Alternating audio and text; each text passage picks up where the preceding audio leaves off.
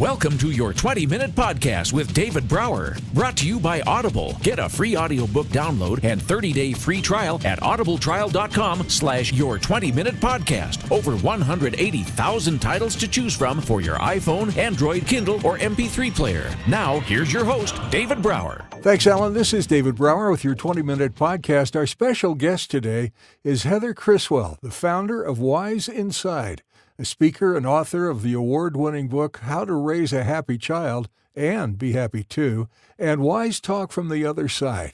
And she also is the host of Wise Talks, a live broadcast sharing a revolutionary approach to heart-centered communication. Hey, Heather, welcome to the show. Glad you're here. Thank you so much for having me. I'm so happy to be here. Oh, my gosh. I'm so excited to have you here. Everything I read about you, your website, listening to your voice, visualizing your smile coming through your voice. I mean, your whole aura is nothing but love. It's really exciting. Well, thank you. Thank you. It's been quite the journey. And I'll tell you, that's my motto right now, just rooting for love for ourselves and our families and our community, because we need love more now than ever before. No question about it. And on your website, it says WiseInside, which is WiseInside.com, folks.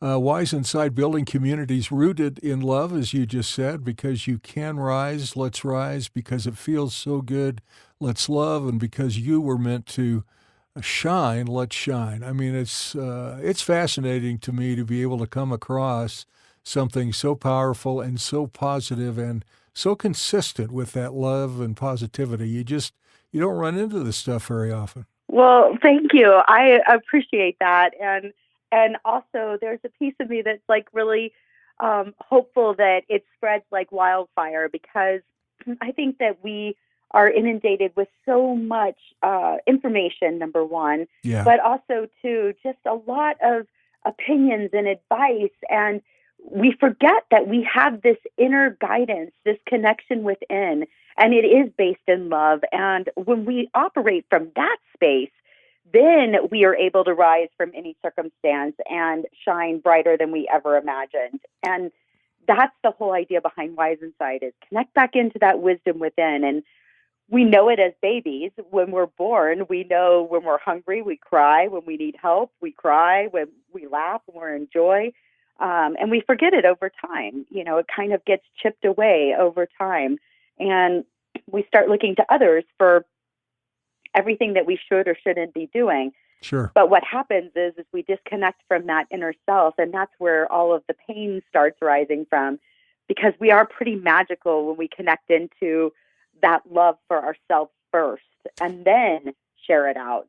And then when we don't, it's oftentimes, I would think, and you would know better than I, but I would think oftentimes we don't know we're in that dark place. It just feels normal to us. Yes, exactly. Like kind of like this fog oftentimes of life, right? It's Groundhog Day, right? You get up, you get dressed, you have your coffee, you go to work, you come home, and, just put it on repeat. And occasionally there's a fun event. And what I notice the most is when I really notice a fun event and really notice how much fun I'm having, that's when I also notice, oh my gosh, I've been missing so much fun and joy and laughter and lightheartedness, and just for the fun of being, not to be doing anything in particular or accomplishing a mission or whatever that is, but just for the fun of being. And, certainly there are responsibilities in life and whatnot, but I think that we lose sight of it because we get in the minutia of life. Well said. Well said. So how did this come to you? This had to be some kind of epiphany, calling, hit over the head, something. Where did this all start, and how did you find your way? Probably a mixture of all of those things. As time has gone on, my life started off very interesting. I was raised in the South as an overweight little girl that was bullied. When bully wasn't framed as just being mean, right. When bullying was really just sheer bullying, just a constant state of being demeaned, demoralized, dehumanized, everything, right? Right. And so And all of it my face mom to said, face, not on social yes, media. All of it like yes, in your face. Yeah, I remember those days absolutely. well. Yeah, Absolutely. Getting on the school bus and, the one kid in particular, Heather's getting on the bus. Everybody hold down. The whale's coming on the bus. She's yeah, going to go down, yeah. and what I realized over time is my mom was one of the best teachers in my life in that moment. She said to me, after I came home and I just couldn't do it anymore. And certainly at that point in time, I was maybe 8 or 9 years old, and I didn't think suicide in the sense of suicide, Right. but certainly the idea that why did I even matter? Why I was here? What does it even matter? Yeah. You know, and she said to me, it's not true. She said, you were a miracle. You were born on purpose. I wasn't supposed to be able to have children. She had cervical cancer, and part of her cervix removed. So they said, even if you had a baby, you never carry it to full term. And 10 pounds, 4 ounces, 2 weeks late, here comes Heather into Wow. the world. Right. So, she was very clear that I was a miracle. And so that mantra just stayed in my head. And what I realized over time is that people are talking from pain often, not from their heart. Right. And that's what I learned after many years of working with children. I've worked with over 30,000 kids. I owned a preschool for years. And the truth of who we are is our children. And they are clear, they are articulate, they are sometimes blunt. Yeah, absolutely. But they are truth, and they speak their truth, and they also come from a space of their heart. So when a 3-year-old would say to me, Miss Heather, why are your legs so big?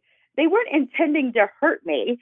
They were just simply asking, why are your legs bigger than my mommy's legs? Right. So, it's one of those things that I've realized over time is we come onto this planet in pure love and in heart. And as I say, it gets chipped away over time. And that happens from the external, our influences in our families, unintentionally often, where my grandfather would say, well, you need to lose weight, you're going to get diabetes, you're going to be sick like your parents. And certainly that's not what he was wishing for me at the time, but he was scared, right? And he was trying to convey that fear, which was not successful. Well, yeah. I mean, when you get in those situations, and this is very hard to do, but when you get in those situations, you have to be able to, walk through the fog and look at their intention, not what they're saying, but the intent of what they mean. And he was worried about you. He was scared for you, and he didn't have any other way to communicate that, right? Absolutely. And I think that is our biggest job on this planet is how do we stay connected to our heart, and how do we operate from that space? So a reframe to what he could say is, I'm really concerned about you. I love you so much. And if you were not on this planet, I would be heartbroken every single day. Yeah. And that concern comes from, the things that I have heard about being overweight. And you are incredibly beautiful. And this is not about your body. This is about your health that I'm actually concerned about in this moment. How can I support you? How can I help you? And if this is your journey, I honor that and accept that as well. But just know that I want you on this planet and you matter to me. Now that's different. Oh my gosh. Very different. You think? So do you help people figure out how to meaningfully articulate those feelings in a better way than they might otherwise? I do. And I do a lot of it through story, because I think that we can relate to each other through story. And that's been, generation after generation. We used to sit on the porch step and tell stories, Right. Around campfires, stories, because stories give us the opportunity to see ourselves in another story, in somebody else's story, and kind of work it out in that way, instead of it being, you're doing this wrong, you're not right. And certainly I think that everybody's story has a point to it, and a way to come back to that love for themselves. So that's how I often share a lot of the wisdom that I've gathered along the way, and help people remind them of that wisdom that they have. and remind them who we are, because over time we forget, we get into politics and we forget who we are, because I have people that are on my Facebook page that I absolutely love and adore on the far, far left, and I have some on the far, far right, and they are the most amazing people on both ends. Right. And the beauty of it is that for me, I have to look past their posts and know who they are, who I know them to be. That I know that my friend that says, something about Trump, that he's great and that he is amazing, that whatever, and she says it in a way that could be offensive to other people. I have to look at him and say, I know who she is. Yeah. She is not an offensive person. She is one of the most kind-loving people I've ever been around. And on the left side, somebody that says that Trump is so wrong and so bad. And I know who you are. And when we can hold the space of who we are, then we can work on the skills to communicate how we work together, right? And right. How do we come together in that space when you have somebody that loves Trump and somebody hates Trump?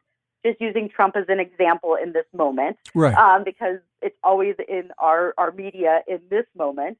But how do we see the greatness in each other and see the love in each other and know that love? And then say, okay, that's not who you are. So what are you trying to say here? Because that's not who you are. Right. I know you to be a really, compassionate, kind, caring person. What are you feeling here? What is this triggering for you? How can I support you and help you? And it's a real evolved state, right? And it's something that we have to work on consistently. That's part one of our interview with Heather Criswell, where life is rooted in love.